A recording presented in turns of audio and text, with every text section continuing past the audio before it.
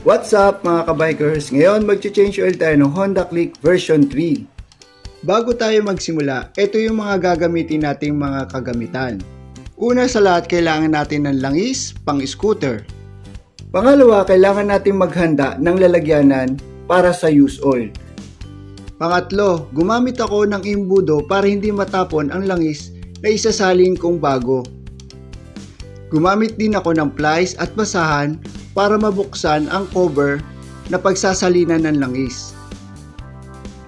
Bukod dyan, kakailanganin natin ng 12mm wrench. Ito ang gagamitin natin para mabuksan o madrain ang lumang langis. Tara, simulan na natin ang step by step ng pag-change oil ng Honda Click version 3. Kailangan naka-center stand ang inyong mga motor at ihanda na rin natin ang tray na paglalagyan natin ng used oil para hindi matapon ito. Mga kabikers, ito ang mainam na paraan. Kung galing kayo sa biyahe, bubuksan muna natin ang cover na ito para sumingaw ang init ng langis kung galing kayo sa biyahe. Ayan, natanggal na natin at pupunasan natin ito ng malinis na basahan at itatabi natin sa maayos na lalagyan.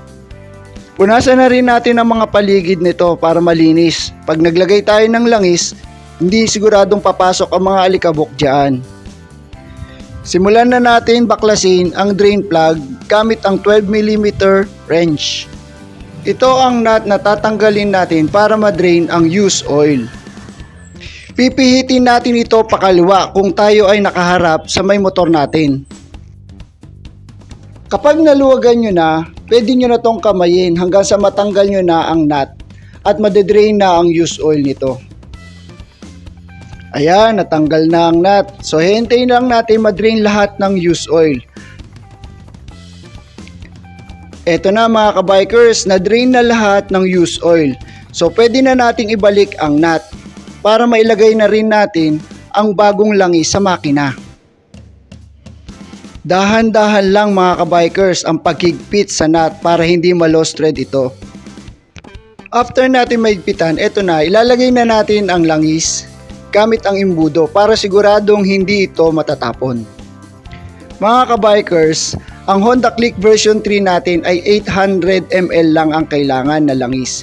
So kailangan 800 lang ang ilalagay nyo. Kung nakabili kayo ng 1 liter, magtira na lang kayo ng 200 ml. Kapag nalagay nyo na ang 800 ml, pwede nyo nang ibalik to para masara. At ready for long ride na to mga kabikers. So, paano? See you on the road mga kabikers. Salamat sa pagbisita sa ating channel at don't forget to subscribe mga kabikers. Thank you for watching mga kabikers. Ride safe!